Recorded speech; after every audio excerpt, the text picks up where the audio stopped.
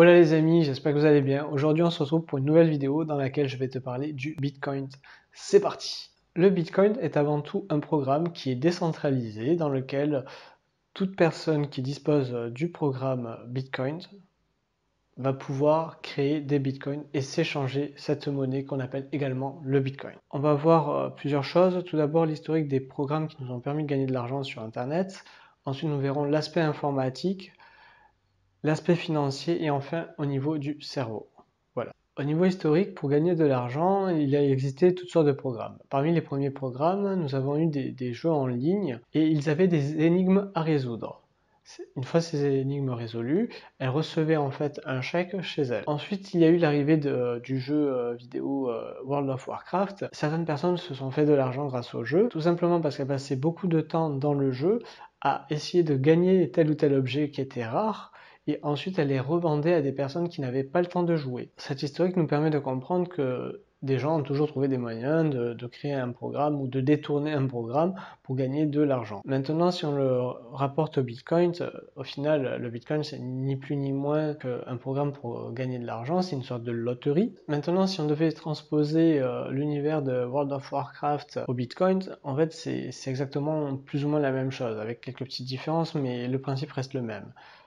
On ne farme plus, on mine de l'argent. Il y a cet aspect loterie qui, dans World of Warcraft, il y avait une loterie au niveau des objets que vous récupérez. Ben là, il s'agit, est-ce que vous avez gagné de l'argent en faisant le minage? La récompense du mineur qui va être faite et attribuée de manière aléatoire.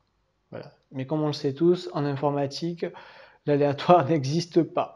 Plus de cette loterie, il y a aussi cet aspect, voilà, c'est un programme, ça reste qu'un programme, c'est un jeu, c'est pas un système. Il faut bien différencier la différence entre un programme et un système.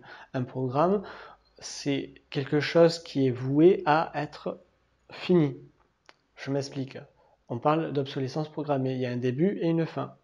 Un système n'est pas fait pour être fini, il est fait pour perdurer, pour persister et évoluer. Il est censé être scalable, ce qui n'est pas le cas du Bitcoin. On va passer un peu plus sur l'aspect informatique. Donc le côté aléatoire, bien entendu, n'existe pas. Ce n'est pas un système, mais un programme. Le Bitcoin, au même titre que World of Warcraft, hein, c'est exactement la même chose. De plus, il utilise des technologies, une technologie qui est vieille de 10 ans, qui est obsolète. Le Bitcoin n'est absolument pas un programme révolutionnaire, il s'agit de la transposition d'une loterie d'un jeu, ou de tout autre, parce qu'on n'a rien inventé, hein.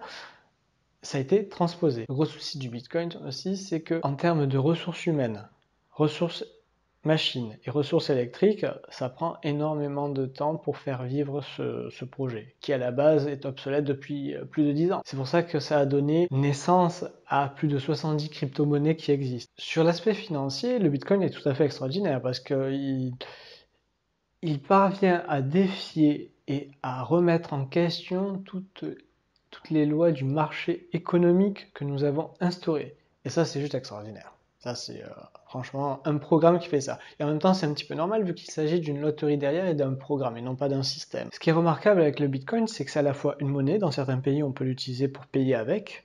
C'est aussi une valeur refuge, comme l'or, parce que c'est rare, parce que c'est limité. Et c'est aussi comme une action. Ça veut dire que c'est fluctuant. Vous pouvez investir de manière... ça défie toutes les lois du marché. Une monnaie ne peut pas être tout ça à la fois, c'est pas possible. Ce qui est remarquable, c'est que le Bitcoin est à la fois une monnaie d'échange. Dans certains pays, tu peux payer en Bitcoin. Et aussi, tu peux t'en servir comme si tu achetais une part d'action de Bitcoin. Voilà. Sachant qu'à l'heure actuelle, il n'y a toujours pas de tracker, ce n'est toujours pas indiciel. Voilà, mais ça c'est un autre sujet.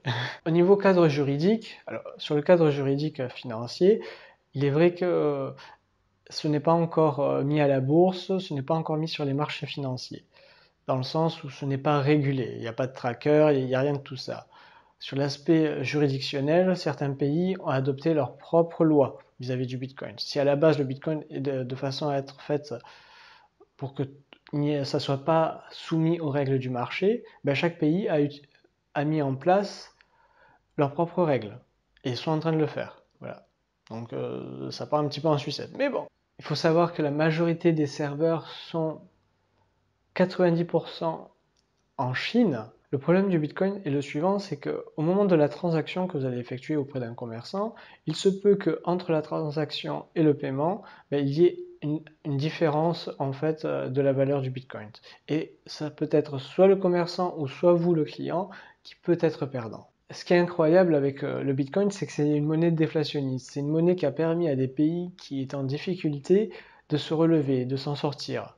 Et quelque part, le Bitcoin a fait un petit peu le travail de ce pourquoi le FMI a été. Ce qu'il faut comprendre au niveau du Bitcoin et du cerveau, euh, il y a cet effet de mode où ouais, vas-y, c'est facile, tu vas gagner de l'argent facilement, tout ça, la loterie. Ouais, mais non. Il faut arrêter de faire le mouton, réfléchir un petit peu, voir ce qui se passe, etc., etc. Quelle action que je fais, quelles seront les conséquences? En plus de l'aspect mouton que génère le Bitcoin, on a aussi cet aspect récompense. C'est gagner de l'argent rapidement. Et ces deux côtés loterie plus très fluctuants, ça active en fait la partie récompense, système de votre récompense de votre cerveau. Ce qui fait que ça va générer en vous un manque de lucidité et surtout cette capacité à ne voir que à court terme, alors qu'il faut voir sur du long terme. Et ça, c'est problématique. Dans tous les cas, moi, ce que je vous recommande, c'est de garder votre argent et ne pas investir là-dedans, et plutôt de vous concentrer dans quelque chose qui vous tienne à cœur. Si vous êtes intéressé par le marché économique, créer un avenir périn et serein sur du long terme, non pas sur du court terme avec le Bitcoin, je vous recommande le livre de Robert Kiyosaki qui s'appelle Une seconde chance. J'espère que vous avez aimé cette vidéo, on se retrouve pour une prochaine. Pensez à vous abonner, à liker si ce n'est déjà fait, commentez si vous avez des questions ou si vous avez aimé également, partagez aussi et je vous dis à bientôt. Ciao ciao.